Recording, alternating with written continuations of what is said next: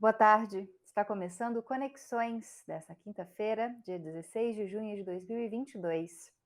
Eu sou a Camila Maia e fico com você aqui na TV UFG até às 5h30 da tarde. Sou uma mulher branca, tenho cabelos escuros na altura dos ombros, visto uma roupa estampada com algumas flores brancas e fundo em preto.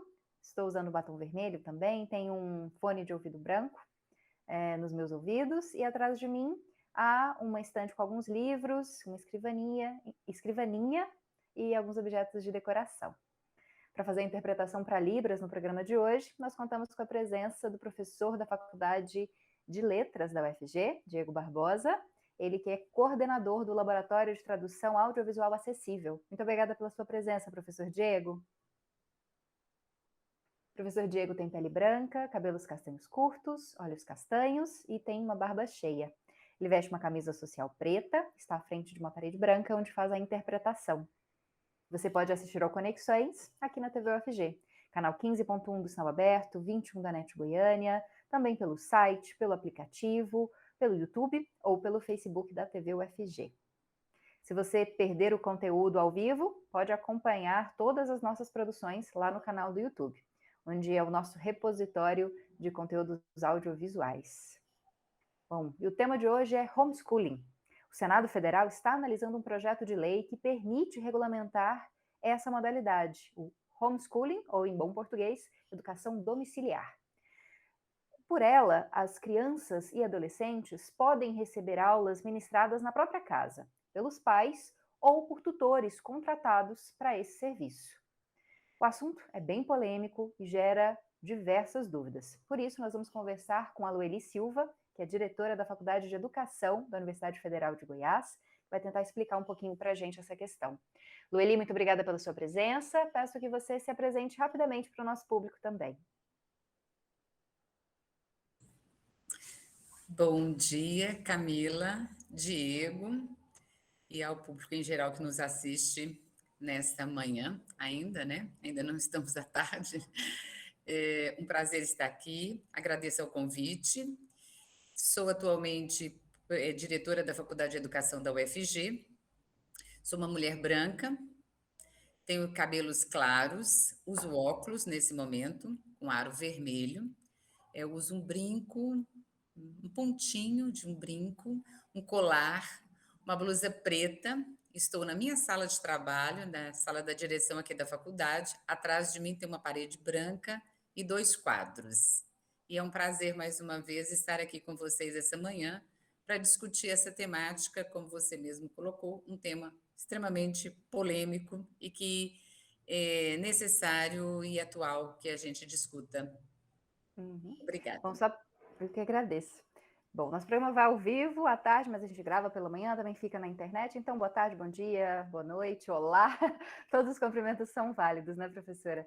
Queria que a senhora começasse falando para a gente o que é o homeschooling. Esse tipo de educação, ela pode ser feita desde a pré-escola, ensino fundamental, ensino médio? Como que isso funciona nos países em que há uma regulamentação?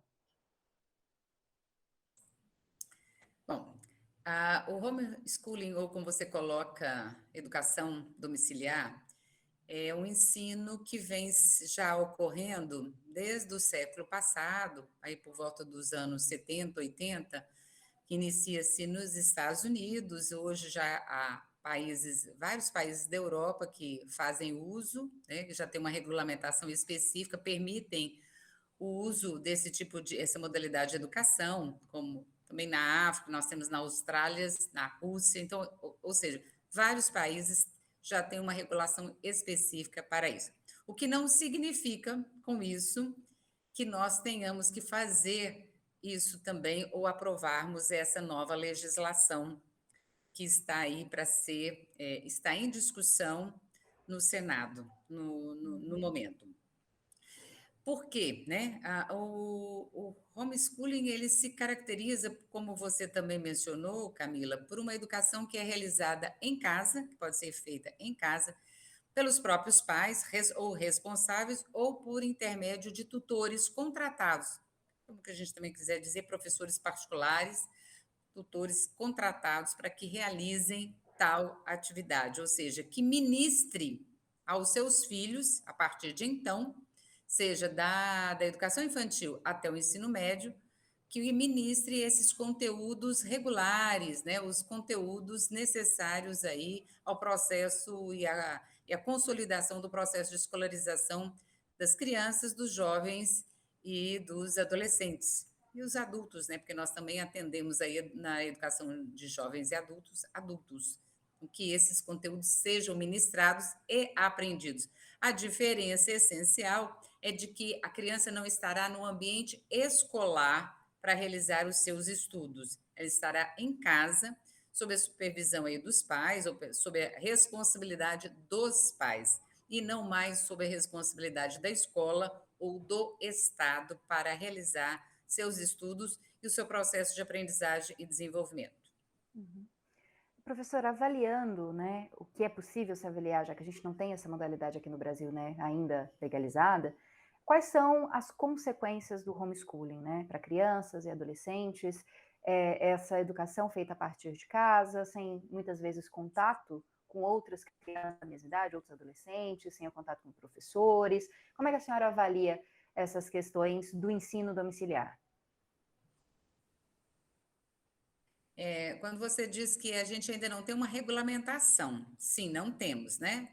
Primeiro porque o Supremo Tribunal, isso está proibido, o Código Penal proíbe, a LDB também não há nenhum dispositivo que regulamenta isso, enfim, no nosso país essa educação domiciliar ainda digamos assim, no formato ilegal, se faça. Mas ainda assim temos famílias que já fazem, né, uso dessa modalidade e estão com seus filhos em casa. Só não há essa regulamentação.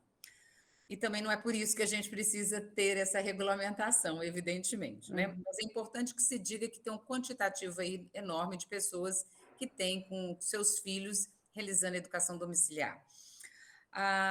Pontos que a gente pode. Pode continuar, professora.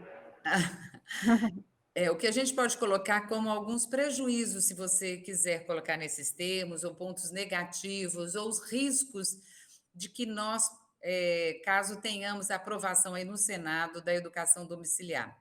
Uma das questões fundamentais que se destacam em todos os estudos, nas discussões sobre, né, contrários a essa regulamentação, é que a gente perde, ou a criança e os jovens e adolescentes, em particular, perdem o seu direito à educação, de frequentar a escola e, portanto, ter acesso aos conteúdos escolares. Você pode, mas eles vão ter tutores. Sim, eles vão ter tutores, eles vão ter professores particulares. Mas a escola é o local de excelência na sociedade moderna, nessa sociedade contemporânea, de se fazer isso, de não só de transmitir, né, mas de garantir o acesso dessa população aos conhecimentos produzidos por nós homens ao longo da nossa história e a forma de se fazer isso. Os professores são professores que estão na escola, seja escola pública, seja na escola particular, são pessoas formadas, qualificadas, com domínio de técnicas, né, de metodologias para fazerem isso. Então, são pessoas que não só têm o domínio do conhecimento, da sua disciplina ou da sua área de conhecimento, como uma forma de se melhor fazer isso. Fazer o quê? Ensinar, levar o aluno a aprender. Então, está em risco o direito à educação, o risco ao processo de aprendizagem e, portanto, ao desenvolvimento. São coisas que não estão desvinculadas. Além do que, também coloca-se em risco a socialização dessa criança. A escola também, ela tem dois papéis fundamentais, a educação escolar, que é a escolarização propriamente dita, né, e o papel de socializar. É claro que a família faz isso também, de socializar, mas aí o espaço de socialização na escola é diferente do espaço de socialização na família, porque na escola essa criança tem a oportunidade de vivenciar o contraditório, o diferente, opiniões diversas da sua, outra concepção de mundo de outras pessoas, vivenciar isso, conviver com isso e aprender a respeitar o diferente, o contraditório, opiniões diferentes, das suas do seu meio familiar. Então, isso é extremamente fundamental, necessário nesse mundo de hoje, como cidadão. Bom, professora, e uma outra questão que muito se discute em relação à possibilidade dessa educação domiciliar é que a escola, além de ser esse espaço de socialização que a senhora destacou, ela também é um espaço onde acontecem a maior parte das denúncias de abusos físicos, sexuais contra crianças e adolescentes. É na escola em que muitas vezes essa criança consegue contar o que está acontecendo e o que está acontecendo muitas vezes dentro da própria casa. De que forma isso pode ser prejudicial para esse registro, combate e prevenção de violências contra crianças e adolescentes, né? A efetivação de uma educação domiciliar, a possibilidade, né, dessa educação. Sim, a gente tem notícias, né, e dados que mostram exatamente isso, que a escola é um canal das crianças denunciarem quando estão sendo violentadas, quando estão sofrendo algum tipo de abuso ou negligência por parte de familiares, conhecidos, parentes próximos. Então, não só do ponto de vista de um abuso moral, sexual, mas nós também estamos falando do trabalho infantil. A criança em casa, porque nós temos que pensar, por isso que eu disse no início, que o fato da educação domiciliar já acontecer em vários outros países, isso não significa que seja referência para que a gente adote aqui. Em função da nossa realidade, nós temos que nos pautar na realidade social e econômica desse país, nessas desigualdades educacionais que nós temos, que tem impacto aí, né, evidentemente, nas questões sociais e econômicas. Grande parte das nossas famílias não teriam condições de fazerem isso, essa educação domiciliar, mesmo porque os pais trabalham. E quando não os pais, a mãe trabalha, porque a responsabilidade de criar os filhos ainda é da mãe. Então, essa mulher trabalha.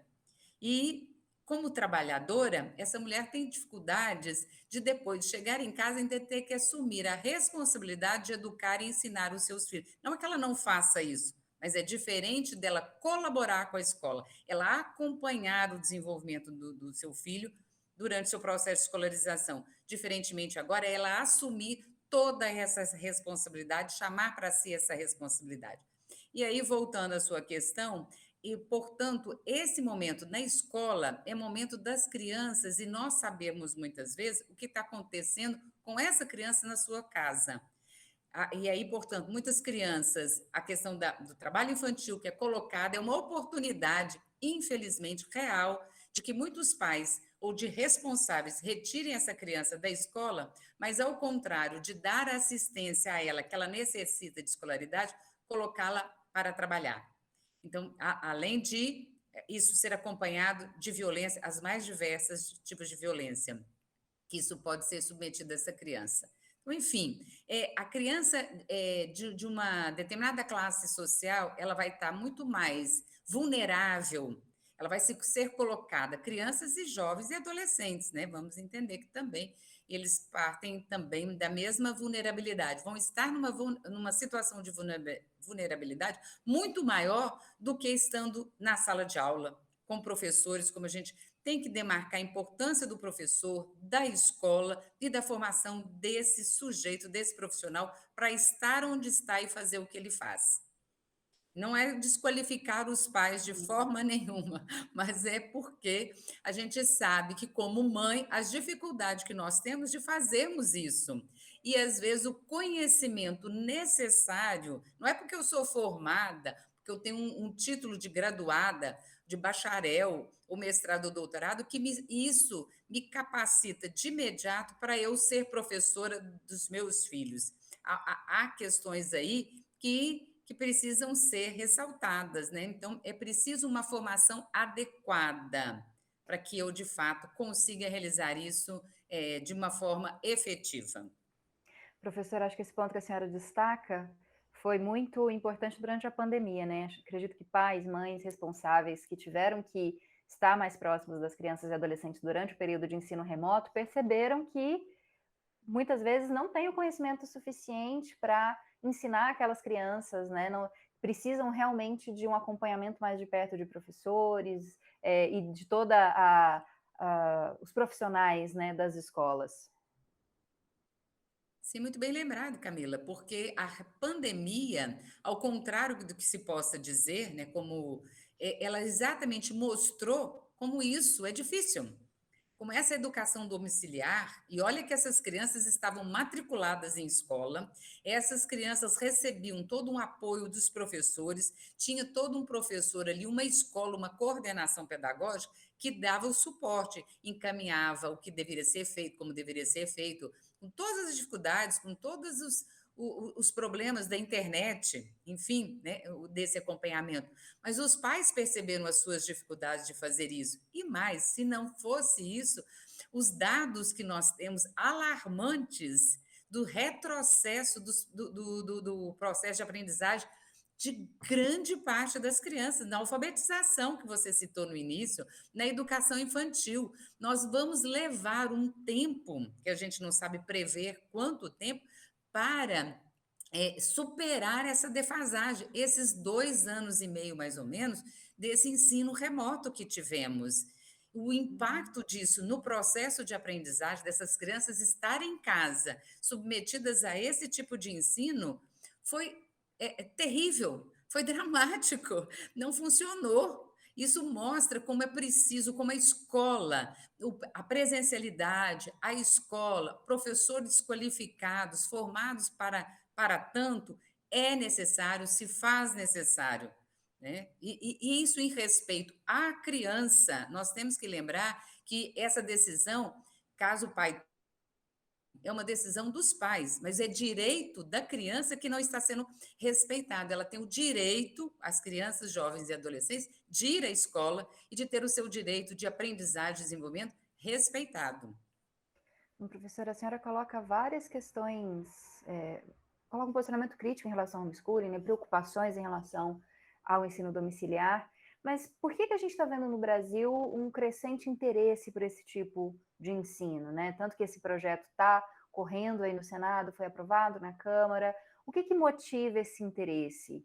E mais, existe alguma relação com o projeto, por exemplo, do Escola Sem Partido, que de alguma forma quer penalizar professores por algum tipo de posicionamento, que quer uma escola, entre muitas aspas, neutra, como se isso fosse possível, né?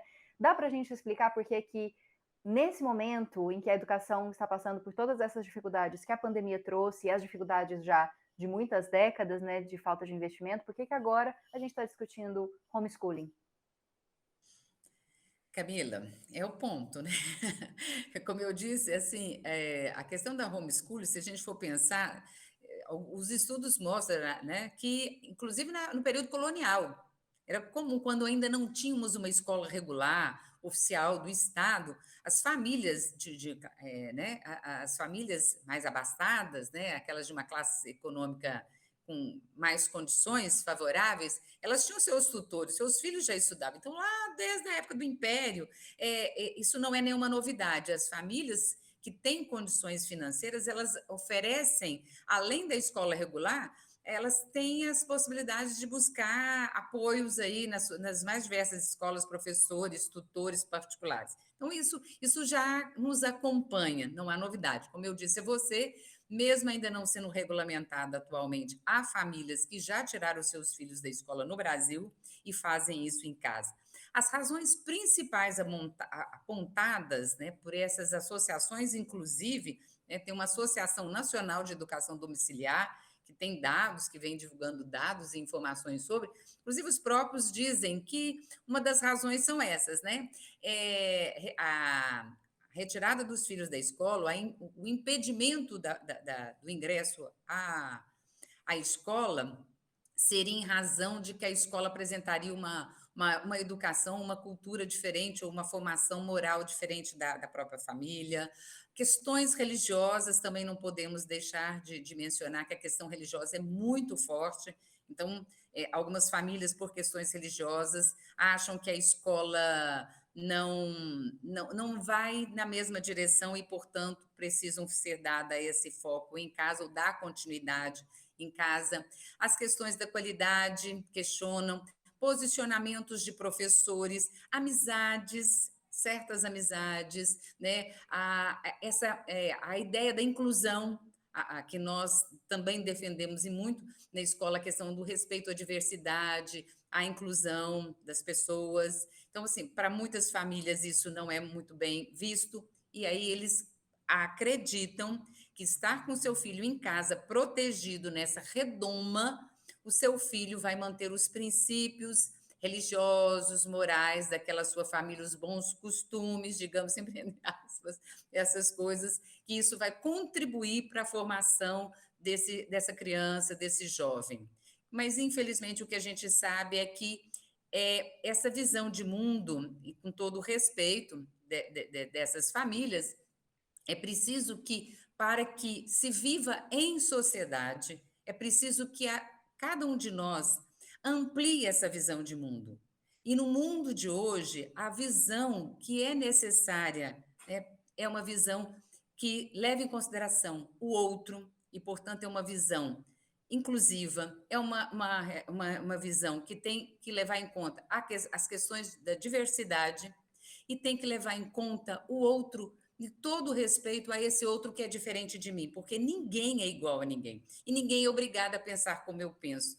E é nessa pluralidade, nesse mundo plural, inclusivo e diverso que é a escola, é que nós aprendemos a ser humano e a respeitar o outro ser humano e a conviver com os outros. É preocupante pensar em pessoas que só vivem e pensam, né, de uma única forma e achar que essa única forma é a única forma e jeito possível de viver e ser. Né? Bom, Muito difícil. para finalizar, professora, a senhora vê espaço para aprovação no Senado, né? Já passou na Câmara, está na segunda instância, o Senado tem aberto vários canais de discussão, né? Pelo menos teoricamente, dessa proposta. A senhora vê espaço para aprovação desse projeto de lei? Olha, é difícil dizer, a gente espera que não, né? Que isso não aconteça. Eles estão num movimento aí de ampliar o debate, de aprofundar o debate, então me parece que ainda não tem uma posição muito clara, as críticas são grandes, muitas entidades têm se posicionado contrária a essa regulamentação do ensino ou da educação domiciliar, então o movimento contrário a isso é muito forte. E há muitos, eu diria, congressistas que também são contrários à educação domiciliar. Eu acho que é difícil dizer, né? Há outras questões envolvidas aí, porque a gente sabe que de lobby, a indústria de material didático, é impressionante a gente acompanhar isso nas mídias, já há ofertas de cursos, de materiais didáticos para que os pais possam adotar ou adquirir para a educação domiciliar dos seus filhos. Então, existe uma indústria aí do material didático, de cursos, que tem um interesse muito grande, né? E, portanto, de muito investimento no lobby para que isso de fato seja aprovado. Agora, uma coisa que eu gostaria de destacar ainda, Camila, que é importante, é que essas coisas que muitas vezes têm vindo, infelizmente, desse governo, como cortina de fumaça. A educação pública no país, ela precisa de muitas coisas, mas ela não precisa disso. Isso é um descompromisso. Essa atitude, esse projeto, ele expressa um descompromisso, mais um retrocesso desse governo com a educação pública desse país, em todos os seus níveis. E, portanto, o que nós precisamos, enquanto educadores, o que a escola precisa, né, no sentido amplo, nós precisamos de investimento, nós precisamos de respeito, nós precisamos que os professores sejam valorizados, nós precisamos de salários justos e dignos, nós precisamos de condições de trabalho adequadas para que a gente possa realizar um bom trabalho. A gente precisa de valorização, como eu disse, precisamos de estrutura física, tecnológica. É disso que esse governo precisava se preocupar. Essas são questões, de fato, emergentes, reais, necessárias, que precisam ser enfrentadas. E não perdermos o nosso tempo, porque eu acho que assim, é importante que a gente discuta, mas há coisas muito mais importantes e sérias que precisam ser tratadas nesse país e não ficar perdendo tempo com a educação domiciliar, que vai ser apenas favorecido crianças de uma determinada classe social. A grande maioria não vai. E a escola, e o que a gente sente é que o Estado, mais uma vez, vai se desobrigando das suas responsabilidades, do seu cuidado com a educação desse país, com esse discurso. Então, isso é mais um retrocesso, infelizmente. Muito obrigada, professora, pela sua presença, pelas suas considerações. Sempre bom contar com a senhora aqui na TV UFG. Fico à disposição de vocês. Muitíssimo obrigada. E agora sim, uma boa tarde a todos. Boa tarde para a senhora também. Você que está aí acompanhando a gente pela televisão, pela internet, ainda não estou despedindo, não. A gente volta daqui a pouquinho com mais informações sobre Covid-19, também sobre o julgamento do assassinato dos assassinos, né, dos supostos assassinos do radialista Valério Luiz. Tem informação sobre democracia, sobre cultura. Fica com a gente, que o intervalo é bem rapidinho.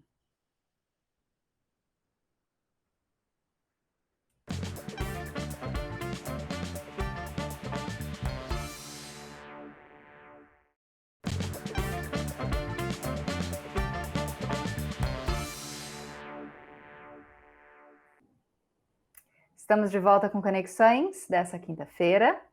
Nós continuamos contando com a presença do professor Diego Barbosa, coordenador do Labitave e professor da Faculdade de Letras da UFG, fazendo a interpretação para Libras no programa de hoje. E esse bloco é dedicado a falar sobre alguns assuntos nacionais e também locais. Bom, a gente começa falando do desaparecimento do indianista Bruno Pereira e também do jornalista britânico Dom Phillips. Ontem, a Polícia Federal prendeu temporariamente Ozenei da Costa de Oliveira, conhecido como dos Santos, que é suspeito de participação no desaparecimento dos dois. Ele é irmão de Amarildo da Costa de Oliveira, conhecido como Pelado, que já está preso no município de Atalaia do Norte desde quinta-feira. Ozenei vai ser interrogado e encaminhado para uma audiência de custódia. Até ontem, 9 pessoas já tinham sido ouvidas pela Polícia Federal na investigação. A polícia também está realizando buscas pelos 2 homens, que estão desaparecidos há 11 dias. Eles desapareceram na região da terra indígena do Vale do Javari, no Amazonas. Indígenas da comunidade e de diferentes etnias têm guiado as equipes oficiais, que são formadas por homens da Polícia Federal, Exército e Marinha. Os indígenas têm auxiliado, nessas buscas, já que conhecem o território. O grupo de indígenas, que faz uma investigação por conta própria, foi o responsável por achar os pertences dos dois e também por encontrar uma embarcação, um barco de propriedade do Amarildo, que é investigado pelo desaparecimento. E a 6ª turma do Superior Tribunal de Justiça deu salvo-conduto para 3 pessoas cultivarem maconha para fins medicinais. Essa decisão é inédita e foi unânime. Ela autorizou a extração do óleo canabidiol, que é usado no tratamento de doenças como epilepsia, estresse pós-traumático e ansiedade. Os ministros analisaram recursos de pacientes e familiares que fazem uso contínuo de produtos à base de maconha e que pediram autorização prévia para o plantio da cannabis, sem correr o risco de serem enquadrados na lei das drogas. A decisão só vale para esses casos que foram analisados, mas ela deve direcionar julgamentos semelhantes em instâncias inferiores. A decisão deve facilitar o cultivo artesanal da cannabis, quando há prescrição médica. A Agência Nacional de Vigilância Sanitária já autorizou a importação de produtos derivados da maconha para tratamentos de saúde. O plantio caseiro, no entanto, que é mais acessível economicamente, ainda não foi regulamentado. E o primeiro ano da pandemia de Covid-19 no Brasil teve o maior número de mortes em decorrência do consumo abusivo de álcool, em mais de uma década. Só em 2020 foram registrados mais de 8.000 mortes, totalmente atribuíveis ao álcool, um crescimento de 24% em relação ao ano anterior, 2019. E desde 2010, ou seja, uma década antes, o Brasil nunca tinha contado tantas mortes atribuíveis à ingestão de álcool quanto naquele primeiro ano da pandemia de Covid-19. Os dados foram revelados pelo Centro de Informações sobre Saúde e Álcool, com base em números do DataSUS. São consideradas mortes totalmente atribuíveis ao álcool aquelas que poderiam ter sido evitadas se não houvesse o consumo de bebidas. É o caso de envenenamento por álcool, miopatia alcoólica, síndrome alcoólica fetal e transtornos mentais e comportamentais ligados diretamente ao consumo dessa substância. E Goiás registrou o maior número de casos de infecção por Covid-19 em apenas uma semana desde o início da pandemia, ou seja, o maior número registrado ao longo de uma única semana. Isso ocorreu de 6 a 12 de junho, quando o estado notificou a ocorrência de mais de 11 mil casos. Isso representa 25% dos testes que foram realizados ao longo desses 7 dias. Dentre os motivos, dos possíveis motivos para esse aumento no número de infecções por Covid, estão a volta total das atividades presenciais e também as maiores aglomerações geradas pela queda das temperaturas. E hoje você começa a acompanhar um conteúdo especial produzido para tratar sobre a democracia e as eleições no Brasil. Agora você entende um pouco mais sobre o conceito de democracia. O Brasil é considerado um país democrático. Mas afinal, você sabe o que é democracia? A palavra democracia surgiu na Grécia Antiga com a junção de duas outras palavras: demos, que significa povo, e kratos, que significa governo. Logo, é uma forma de governo em que a população pode participar das escolhas políticas. Atualmente, o modelo democrático que utilizamos no Brasil é chamado de representativo. Nele, a população vota para escolher os representantes políticos, como vereadores, prefeitos, deputados, governadores e presidente da República. No sistema democrático, o interesse é o bem de todos e as decisões tomadas pela maioria não podem ameaçar os direitos básicos da minoria. Assim, um país democrático tem como pilares a liberdade de expressão e a autodeterminação política, que garante a correta aplicação da lei para impedir a violação dos direitos humanos. TV UFG. Compromisso com a democracia. Bom, o julgamento dos acusados de matar o radialista Valério Luiz foi adiado pela 4ª vez e remarcado para o dia 5 de dezembro. O motivo para o adiamento dessa vez foi que um jurado passou mal e saiu sem permissão do hotel onde ele estava isolado. Com isso, o júri foi dissolvido.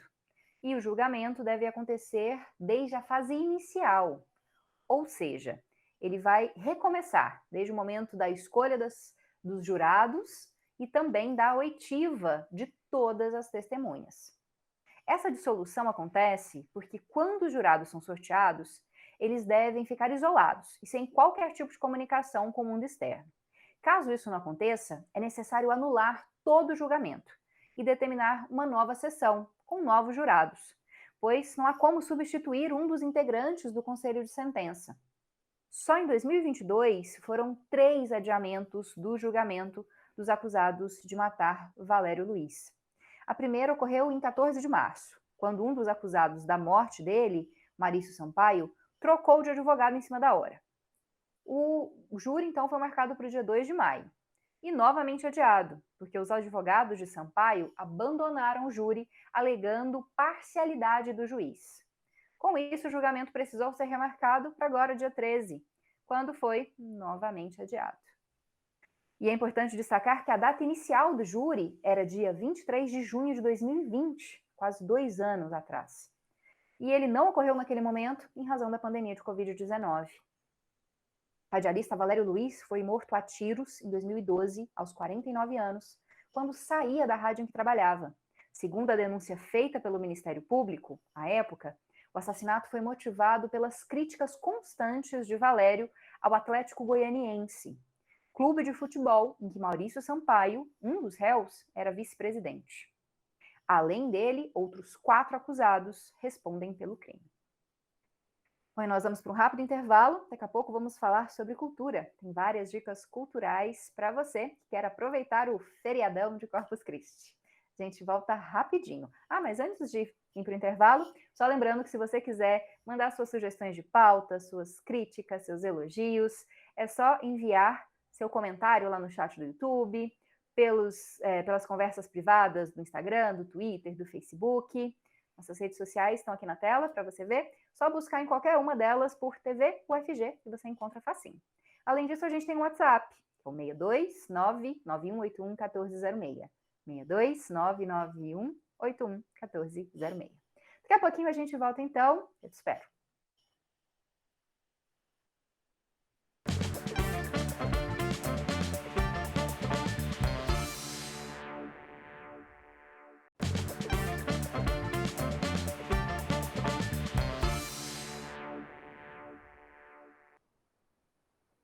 Esse é o último bloco do Conexões dessa quinta-feira, dia 16 de junho, feriado de Corpus Christi. Eu continuo contando com a presença do professor Diego Barbosa, da Faculdade de Letras, da UFG, e também coordenador do Labitave. Ele faz a interpretação para Libras durante todo o programa de hoje. E esse bloco é bem rapidinho e traz algumas dicas bem interessantes para você. A primeira delas é sobre capacitação profissional. O Senac Goiás está com mais de 1.000 vagas abertas para cursos gratuitos na área de tecnologia. Goiânia, Lusiânia, Ceres, Catalão, Anápolis, Rio Verde, Jataí e Caldas Novas. Os cursos oferecidos são para administrador de banco de dados, administrador de redes, instalador e preparador de redes, de computadores, vou repetir aqui, instalador e reparador de rede de computadores, programador de sistemas e programador web.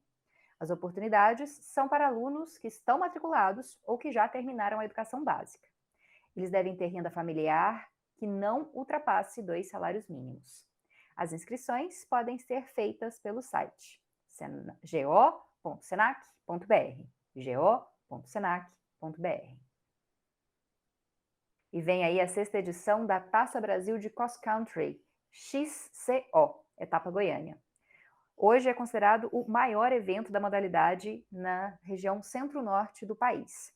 E vai contar com cerca de 250 atletas de 12 estados brasileiros e também esportistas estrangeiros.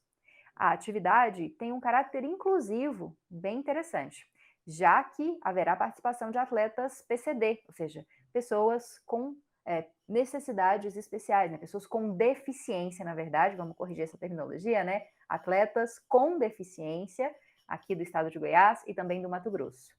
A prova ocorre de sexta a domingo, das 8 horas da manhã à 1 da tarde, lá no Parque do Cerrado, ao lado do Paço Municipal de Goiânia.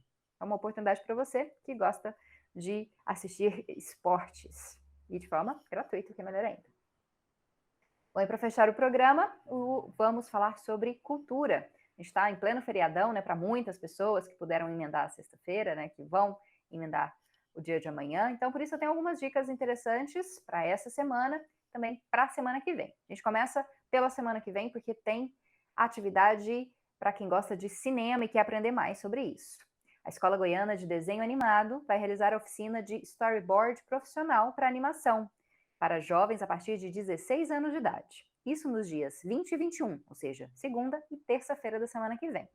Tudo acontece a partir das 7 horas da noite. E quem ministra a oficina é o Emerson Rodrigues. Ele vai falar dos conceitos básicos da linguagem cinematográfica e realizar um exercício prático de criação de um storyboard em papel. Storyboard, para você que não sabe, é fazer um desenho, uma imagem de cada uma das cenas de uma produção audiovisual. E isso ajuda na hora de pensar sobre o filme. Então, quem quiser aprender um pouco mais sobre essa técnica e sobre cinema, é só fazer as inscrições, que vão terminar agora no próximo sábado, dia 18. Então, se você ficou interessado, tem mais de 16 anos, entra no site mmarteproduções.com. mmarteproduções, logicamente sem tio e sem acento, né? .com. E o Sesc Centro vai sediar o Festival do Boneco, a partir do dia 20, né, próxima segunda-feira. O festival conta com a exposição de bonecos teatrais goianos no hall do Sesc e também vários espetáculos teatrais, que serão realizados até o dia 30 de junho. Para conferir toda a programação, acesse o site do Sesc, que é sescgo.com.br. sescgo.com.br. E aí, para você que mora na região de Porangatu ou que está com vontade de viajar, começa hoje a 17ª edição da Mostra de Teatro Nacional de Porangatu, a Tempo. Ela leva para a cidade vários espetáculos de teatro, dança e circo, além de oficinas e cursos de capacitação para a comunidade em geral. E a programação é totalmente gratuita. O evento desse ano segue até o próximo domingo. e terá apresentações em diversos locais da cidade. Vou dizer aqui para você que conhece já identificar e poder conferir essas atividades. Bom, elas vão ser realizadas no Teatro Tatersal do Sindicato Rural, na Praça da Igreja São Francisco, no Teatro Centro Cultural e também por diferentes ruas e bairros da cidade de Porangatu. Inclusive, vou mandar um abraço aí para o nosso antigo colega aqui da TV UFG, querido Marcelo Pedro, que agora está lá em Porangatu. Um ótimo festival para você. E se você ficou interessado, dá uma olhada nas redes sociais da Secretaria de Cultura de Porangatu, da cidade de Porangatu. Quem sabe você não faz uma boa viagem e ainda curte muita cultura. Bom, eu me despeço de você desejando um ótimo final de feriado, uma sexta-feira boa também para você que vai trabalhar ou para você que vai poder descansar. Bom final de semana. Te espero na próxima quinta-feira, às 4h30 da tarde, aqui na TV UFG. Até lá!